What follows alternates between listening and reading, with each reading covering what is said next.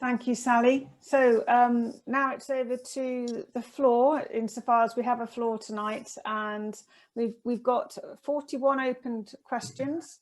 So we'll do our very best, and I'm going to ask now my colleague Julian and Ryan, I'm not sure which of you will do this, to just suggest which is the first question to ask our panel. Thank you, Debbie. Yes, we have a lot of questions. I'm going to try and group them together if I can, so we can get the same person answering pertinent ones. I think our colleagues have indicated that they'd like to address some of those questions around the AAP, not least what is an AAP? Thanks, Julian. Yeah, we saw that one come up and we realised that that is a really brilliant question, because of course we all work at this all the time and we forget that a lot of people don't, and we really need to talk about why we do this and so forth. So an AAP stands for an Area Action Plan, and that is basically a form of planning framework that sets out what can be developed, where it can be developed, and how it can be developed in a given geographical area. And it actually, an AAP has, it's a kind of higher level development plan document, so it will sit alongside the local plan, and it has a very significant, therefore, role to play. All the planning applications that come forward will have to demonstrate that they are in conformity with the planning policies in that. So the AAP, the Area Action Plan, is developed by the Greater Cambridge Shared Planning Service, which is the joint planning service for Cambridge City Council and South Cambridgeshire District Council. So the planning service essentially develops that, and it goes through the member process with elected members at both councils for approval at its various stages as it progresses.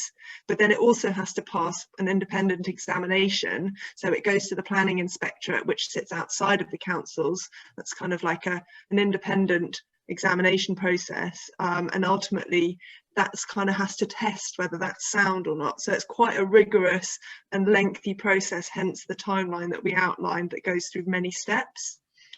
That is a very much a separate process from the process that the Anglian water site goes through in terms of the development consent order that Karen outlined, and also the process that Fiona outlined in terms of the core site. So essentially the core site is part of the AAP geographically, but it's not the same as the AAP. The AAP is a planning framework. Fiona's project is one of the many projects, albeit probably the largest in that area, that will come forward, and we have to work as planners to determine through the planning process, you know, eventually, obviously, when that comes forward, hopefully the AAP is adopted and Fiona's proposals will come forward and be determined through the planning application process, like any other planning application, essentially. So there are sort of two sides to the council functions here, really. The planning process, which is very much set by the framework of national regulations. We have to produce a plan, we have to determine applications according to that, and then the applications that come forward. So I hope that helps to clarify a little bit. Many thanks, Hannah. Julian, have we got any more AAP related questions for the panel, or should we move on? I think we'll move on for now. The next question is regarding trees and the number of trees that have been cut down near to Cambridge North Station, an area that's been designated for land for ecological mitigation for the Cambridge North development. Has planning permission been sought and given for further White Elephant office and retail space? Why have these trees been sacrificed? And we also have a question around ecological mitigation around Wicken Fen and a National Trust Fen vision. I don't know, we have colleagues to answer that one. Ryan, perhaps I can answer the first question, because the question relates to an area of the site near to the railway station. We're aware of the trees having been removed. We're aware that surveys were done before that to look for amphibians and bats. The reality is it doesn't need planning permission to remove those trees. We're conscious that there's a concern expressed that it may breach a planning condition, and we're looking into that, but the work was undertaken on Network Rail land, and there are some quite broad provisions that they have. We are conscious of the concerns that have been raised, and we are looking into that.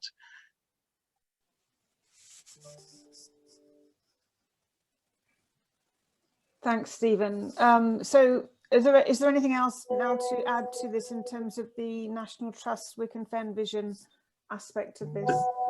So I think that's a question that relates to a wider question about the net ecological impacts of effectively this brownfield programme in the Area Action Plan and the delivery of homes, etc., and the associated concern around ecological adverse effects arising from the relocation of the water treatment works. So unfortunately, I don't probably have enough time this evening to explain the various responsibilities. Anglian Water's team will need to undertake a full ecological assessment of the impacts of their site, their proposed site. The planning framework, not the area action plan, but the local plan, will, at a stage in the process which happens with each key phase, called the strategic environmental assessment, will need to have regards to the cumulative effects of the spatial framework, which includes development on the area action plan site. But then there will be a detailed environmental impact assessment that is also associated with the Anglian Water proposals, which will drive the consideration of the impacts in that case. Sorry, my wife's just wandered in and taken a load of stuff away from me.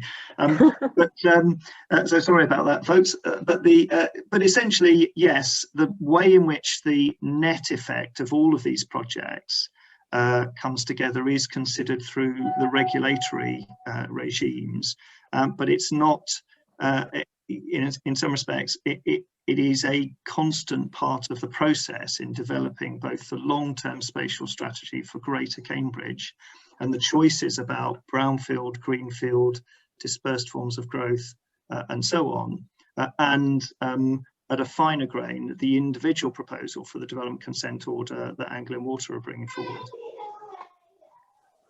Thanks, Stephen. I was only just going to add as well that we are in close dialogue with National Trust, and we're obviously very conscious and sensitive to their local aspirations for that Wick and Fen vision, and you know, we very much want to work with them to see how we can potentially start collaborating to unlock some of that area around the plant, and hopefully start moving forward that vision as well. Thank you, Karen and Stephen. And you know, it's clear to those on this meeting, 116 of you, that you know, we probably won't get through all these questions, but we will commit to answering every question, and some of them are being answered as we speak. If you look, some of the questions, where they're fairly simple and straightforward, are being answered by our colleagues. So what we're trying to do, and what Julian and Ryan are trying to do, is to pick out some of the key themes and ask questions of our panelists. So I appreciate it's probably not as detailed as you might want at this point, but hopefully it's still helpful. So I understand, Julian, we've got a few questions now on the Anglia Water waste treatment site. Could you highlight that, please, for Karen? Yes, so Karen, Anglian Water has stated there's no current operational need to move the existing water treatment plant. At a time of economic crisis, and without the need post-COVID for yet more office and retail space, that's misuse of £270 million of government grant cannot be justified. We're advised that the time and cost involved in moving and decontaminating the site will mean the work will not be finished on the Milton site until 2038. There are far more cost-effective options to provide much needed affordable housing on a much more timely basis.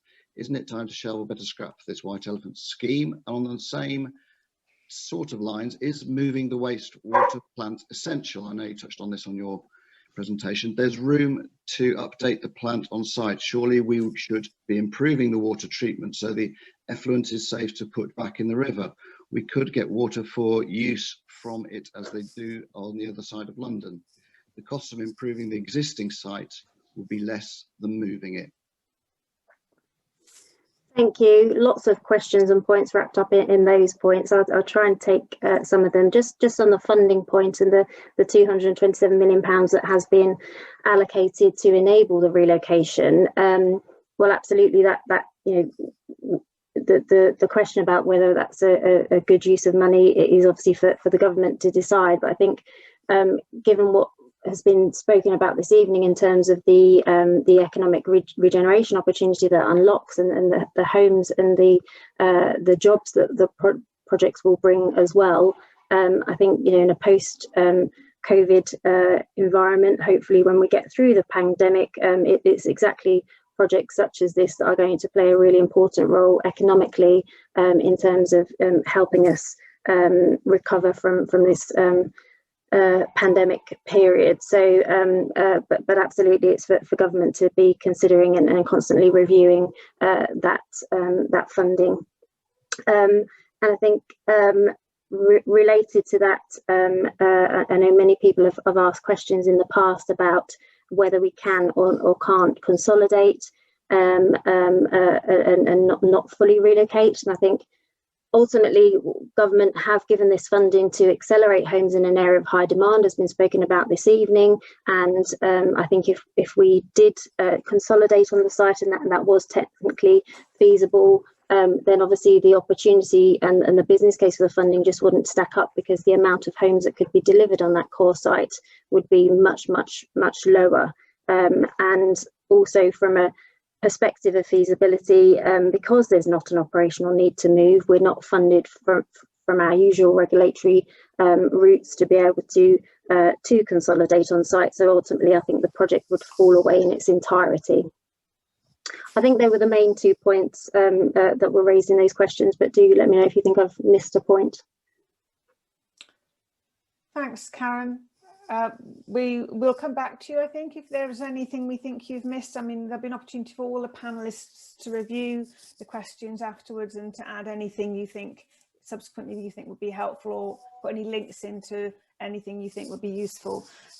So if I can ask the audience to keep an eye on the questions which are being answered in quite considerable numbers by our panelists in the question and answer session, as well as in person. I understand, Julian, we've got the next question around the arts. Yes, a change of gear. So I've read in the reports by LDA Design and blogged about them.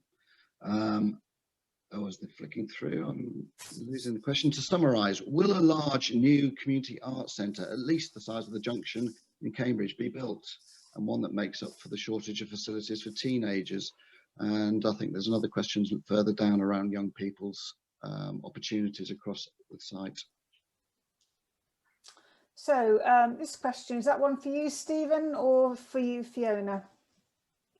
I don't mind taking that to start with anyway, if you like. Just to say, I'm obviously only talking about the core site rather than necessarily the whole of the AAP area, and the district will need to include, you know, obviously a number of facilities. As far as we're concerned, as I say, it's in very early stages. We are looking to take into account a number of views, including particularly trying to engage with young people. We'll obviously be looking at things like the emerging cultural and creative strategy requirements across the piece, and working with colleagues to ensure that we look at the requirements around that sort of space, cultural and creative space, on the core site. And you know, and the AAP obviously takes the planning framework part for that across the whole area, and that will be looking at the emerging needs as well. I don't know if Stephen wants to add anything. Well, just to say, obviously, some of the work that we've done at the moment at this stage of the process is to identify what the community infrastructure requirements may well be, including the educational requirements, and obviously the expectation that the education investment that we know will need to take place to support the communities includes those community access agreements and so on, to make the very best use of the new spaces that are created. But as we move forwards in refining things like the housing mix and start to get greater clarity in terms of the delivery of some forms of community infrastructure, because that process is obviously relatively fluid in some areas, particularly around education. We would expect to be able to identify more clearly what the requirements are associated with each phase and each specific project within the area action plan. But the objective that we set out in the ambition is to create a place in which people can enjoy and live vibrant lives and inclusive lives with all of the amenities that you expect from living in a city like Cambridge.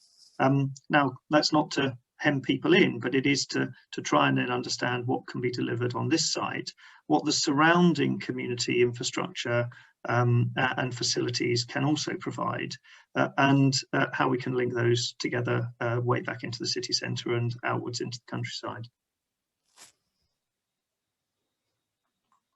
Thank you very much, Stephen. So we'll move on to the next topic then. So Julian, I think you wanted to cover traffic next and Milton Road and some questions about that. And if perhaps we could cover Milton Road and traffic generally in respect of the development. Yeah, so this one is concerned with Milton Road, but as you say, it probably leads us on to wider environmental issues. The redevelopment of Milton Road is a key dependency for the NEC AAP. The start of the work on this is now planned to start in April 21 rather than September 20. We are concerned that this delay will leave the road in its current dreadful state, and if there are funding issues, it may not happen. Is the NEC project doing anything to get the work started by the original start date?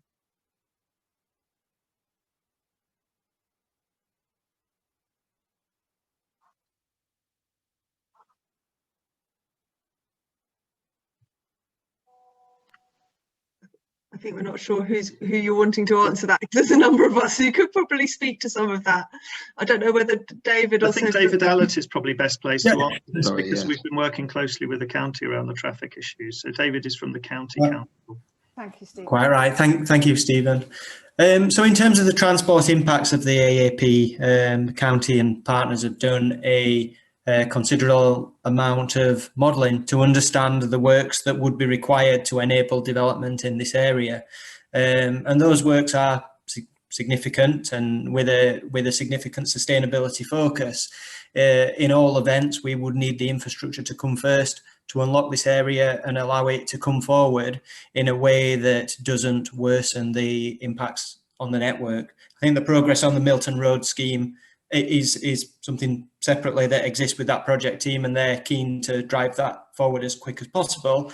But from a transport perspective, we do recognise that in order to harness the growth of this area, we really need to create a significant behavioural shift, which is about connecting the site with really attractive public transport links, allowing excellent permutation through the area, crossing of the A10, and walking and cycling connections to the surrounding area. And our evidence base sets that out in terms of what would need to happen and what would need to be provided, with a view to subsequently delivering that in advance of the development. Just to pick up on some of that, I think, you know, we're really mindful of the fact that the road and the transport issues are really key here, but it is also, as some of the other comments are saying in the questions, I see a question, for instance, around electric cars and a number of other questions around some of the environmental aspirations. We have to try and do our best to balance, if you like, the current situation, but also what is the situation going to be when we are looking well into the future, and we are wanting to get to net zero by, you know, 2050 is when the government has committed to getting to net zero by, which is coming up ever faster, and really we want to try and get further down the line with that. So it's really important that we address the traffic issues now, but also that we start to look at things like the electric cars and mobility kind of as a service. So, you know, not owning a car, but renting a car when you need one, using a car club. I just thought I'd pick up the electric car question that someone has put there. Actually, I think that, you know, the sense about electric cars wanting to be parked outside their home, not necessarily the case, because actually fast charging and more efficient charging may be better provided in something like a car barn, where you can have that dedicated electricity supply. So there are lots of different things that come into play here, and there's quite an extensive kind of evidence base that we're developing around transport and how electric cars and electric vehicles generally might be used in North East Cambridge. And I'll post a link to some of those documents if you're interested in them, in the chat. Thanks, Hannah. I'm going to ask a follow-on, which I've seen, about active transport and accessibility. And I'll read the question. It says, active transport is fine for young and able-bodied. How will provision be made for the less able and elderly who frequently cannot walk far and certainly would find cycling a high-risk activity? We have many blue badge holders who cannot walk more than 100 metres from the car without assistance, for example, wheelchairs. How will this area be accessible to them? Should I take this one also? Please. Yeah, thank you. Of course, areas that work well are areas that offer a range of transport modes for the most convenient and useful mode for that person with their specific mobility needs. Now, of course, cycling and walking is not for everyone, but we aim to design and facilitate an area where those people can use the car on capacity that's made available, because we recognise that walking and cycling will be attractive to some people, and if we can get those people to shift modes, that frees up capacity on the highway. Also, with the advent of more mass transit solutions, high quality public transport solutions, there's another convenient and accessible option that can be brought forward. So whilst our approach is about reducing the number of car trips in and around the area, it's not about prohibiting the car altogether. It's about making the car perhaps not the most attractive option for everybody, because they will have a much safer and more accessible network of other alternatives, for which for some it may be able to fill kill two birds with one stone. For example, doing your work on the bus, having a nap, or fulfilling some of your health requirement by cycling to work, for example. And to the specific point of blue badge parking would be provided on street. So it's not that, you know, if you have specific needs, obviously that's a different matter. It's just trying to reduce the number of cars that are outside on the street and give those different options, as David has outlined. And could I just add to that? Certainly some of the things that we're looking at on the core site would enable the streetscape to be accessible to those who cannot or are not able to walk or cycle. From that point of view, as Hannah says, there'll be specific provision for blue badge, but we're also looking at making life easier, so last mile delivery, and ensuring we can try and provide hubs where we can, there can be deliveries onto the site, but then there are other ways of arranging for them to actually be delivered to homes, via different means, by whether it's robotic, drone, or other things. So, hopefully that will help people who obviously if they want to go out, that's fine. We can try and ensure they have accessible means to obviously get around. But in terms of helping them by trying to ensure that things are delivered where it's more difficult for them to go and pick them up, we're also looking at that as well, for example. Thanks, Fiona. So there are a lot of questions about traffic and concerns about impact of the development. Hopefully we've given an overview of the approach, but as I said earlier, all of these questions will be answered, even those which have a view about the development and grave concerns about particular aspects. We will cover them, we won't avoid them, they will be answered. I'm going to move on now to questions about open space and the protection of open space and enhancement of the area, impact on the area, and so on. So there's a few questions about this. Julian, could you please try and highlight a few for the panel to answer? So the first one is, please could you clarify how the open space provision for North East Cambridge, as set out in section 5.3 of the draft area action plan, meets the Cambridge local plan requirements? According to the Cambridge local plan, the standard for new developments is 2.2 hectares of informal open space per 1,000 residents, in addition to other types of open space such as sports facilities. The 18,500 people to be housed in North East Cambridge should therefore have at least 41 hectares of informal open space. However, only 10 hectares of public parks and squares are set out in the plans. Thank you, Julian. I'll take that one. Terry, could you just introduce yourself, please? Yes, sorry, yes, I'm Terry D'Souza, Principal Planning Policy Officer for the Shared Planning Service. I'm one of the officers involved in preparing the Area Action Plan. Thanks. Thank you, Debbie. So yeah, that's a very good question. So open space is one of the key things that people brought up during the consultation, as Hannah showed in her slides. So the question was right. The local plan standard is 2.2 hectares per 1,000 people, but that's just for informal open space. Obviously, there's formal, there's also children's play provision, and there's also allotment and food growing areas as well. Now, what we're doing is we're working really hard at the moment at looking at what the site can do in terms of providing those open spaces. Those include things such as on the ground, but also thinking about how you could use them within buildings and within blocks as well. So thinking about things like residence courtyards, rooftop gardens, and the such like. One of the key things that we really want to do with the open space in North East Cambridge is not just purely base it on numbers, but actually start thinking about these spaces as real quality spaces that can be used throughout the year. That are multifunctional, so they can be used for a range of different activities or different sports, and also spaces that are multi-generational, because I think that's a really key point. I think someone highlighted in the travel question that it's not all based about active travel, people who are fit and healthy, but I think that the same argument can also be said for kind of open spaces and the way that we design our streets as well. So that's something that the team's really looking at the moment. The 10 hectares of open space that was highlighted in the slides and in the AAP is correct in terms of what we have in the draft plan.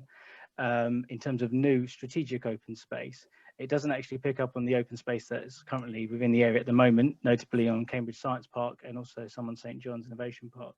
It doesn't also pick up on the kind of the smaller neighbourhood spaces as well, which are proposed in the Area Action Plan. So the figure is actually slightly higher than that. It's more kind of between 25 and 30 hectares of open space rather than just the 10 as the headline figure. But as I said, the team are working really hard at the moment to look at open space provision alongside other considerations. So people have already flagged the number of homes and jobs and the imbalance that people think, particularly around issues around COVID and people not necessarily needing to use office spaces quite as much as they used to. And also the community facilities question as well. So people mentioning things like concert halls and the such like. So we're looking at all of these factors in the round because clearly they're all interdependent on each other. And cumulatively, they come together to create good quality places, which is what we're all seeking to achieve. Thank you. Thank you, Terry.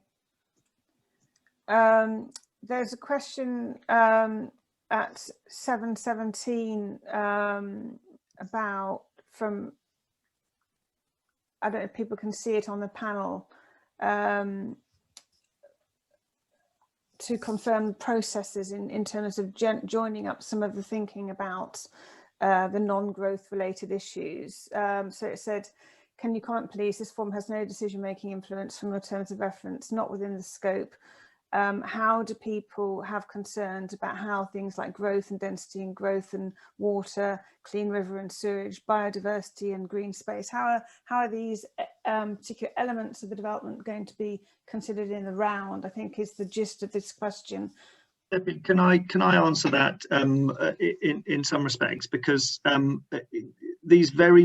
are very wide-ranging considerations that spill out from developments like this, and certainly from the planning authority's perspective, all of the points that are issued essentially are threads of work which are being pursued through the local plan process. So these big questions about the quantums and levels of growth, the environmental landscape, heritage, biodiversity, consequences of that, questions about deliverability, because I've seen questions saying, well, we don't need the houses anymore. And we've also obviously had evidence from people who say you do. But the arbitration around all of those issues is something that will take place through the local plan process. Now, of course, in the meantime, development proposals come forwards ahead of the new local plan, which a number of you hopefully will have seen and commented on. The big themes that we've identified are absolutely matters that relate to those. But in the meantime, how do we assess those proposals? And in some respects, the existing work into the adopted local plan provides some context. We have a dispersed growth strategy that doesn't rely upon this site at this moment in time, but which would see this site as a mixed-use employment-led development rather than necessarily the broad mix of uses that we've captured. And if people have got comments and concerns, then my best advice is for them to look at the Greater Cambridge Shared Planning website, to register your interest in the joint local plan, and we will aim to keep you up to date with stages and events as they happen, but also the next round of work, which will focus on some of these big questions and our proposed response to them, which I highlighted should land towards the end of the year. On the website, you'll also find details of the Area Action Plan and some of the slides and information that we've commented on tonight.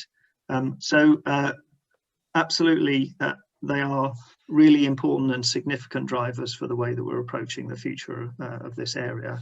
But please participate in the local plan process and in the Area Action Plan process. Thank you, Stephen. I just wanted to flag up with 5 minutes to go. I did mention at the beginning, if people were unable to type the question for whatever reason, we would provide a spot at the end for people to put their hands up and ask a question verbally. So if you fall into that category, now's the time to put your hand up, please. I also wanted to apologise. I've omitted to mention the presence of Councillor Hazel Smith from Milton and Waterbeach. Welcome to you. And we've got a few minutes left. I think we've got a chance for one more topic, which will be housing. And Julian, if you could just clarify the question or the theme for the panel to answer, please. Yes, and Stephen touched on some of it in his previous answer, but it's around the need for housing and how we gauge that. Most businesses seem to be assuming there'll be a continuation in working more from home, less need to commute. Is it likely less people will need to move into the southeast area?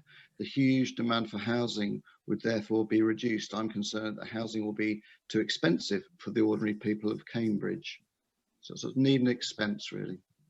Can I just, if I just perhaps comment on that point, because just to offer reassurance, and I posted a response, we are working really closely with the housing teams of both the City and South Cambridgeshire councils, so that we understand the need as it exists at this moment in time. But beyond that, we're also trying to look at, there are a range of views about whether there's a continued housing need for the area post-COVID.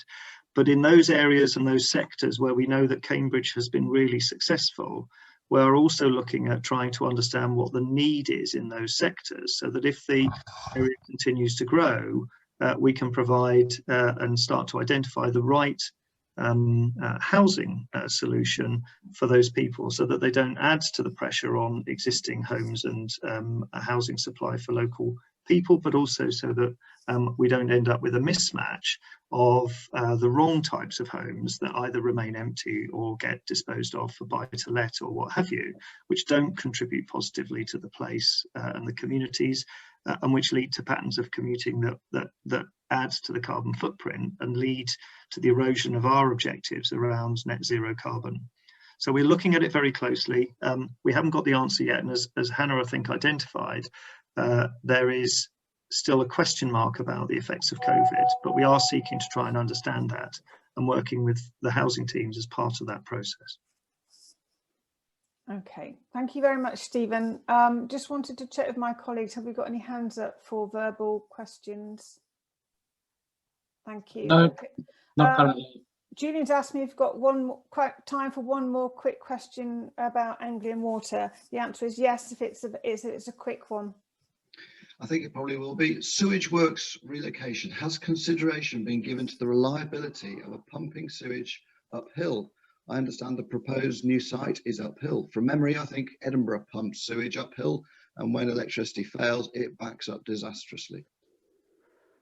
Thank you for that question, and I think I'd be correct in saying that the site area that we've chosen is quite favourable from a gravity perspective, and actually would require less pumping, but obviously the network and the catchment that we serve at the moment has varying degrees of where gravity helps us or not. The original site that was chosen for the existing site now means that there's an awful lot of the flows come in gravity fed. And one of the advantages of the site that we have selected is that gravity will be a friend in that as well. But of course, it's a really large catchment area that the existing site and the new facility would serve, and there is a degree of pumping that's required to make sure, one, that the flows reach the plant efficiently, and also so that they move through the system and through the catchment in a really effective way, because the slower the sewage kind of sits in the pipes, obviously issues around septicity and everything can be created. So it's something that we're looking at as well as part of the relocation, and looking at the network and how the flows come in, and what else we can do out in the network so that when the flows arrive into the new facility, they arrive there as swiftly as possible without any septicity issues. Okay, thank you, Karen. Thanks for that reassurance. So we're going to close the meeting at this point, and on this next slide, I think we'll be putting up again the contact details and web page. And I'd like to just thank everyone who's attended tonight. It's been a real canter through an overview of this development. I'd like to thank all the presenters for your time and effort in putting together your pieces. It's been really useful, and hopefully for everyone that's come, I hope you've felt this is a helpful kickstart for community forum. I'd like to thank you for bearing with us. I can appreciate it's not easy or natural, and to engage with a topic that matters so much to people on such an impersonal level. So I'm hopeful that this is useful, but we will take forward more community activity in the community, talking with people person to person when we can. So the next forum will be in 3 or 4 months' time. Keep an eye out on this website for details of that. And if you could please complete an online form on the web page, then you will get sent information about that.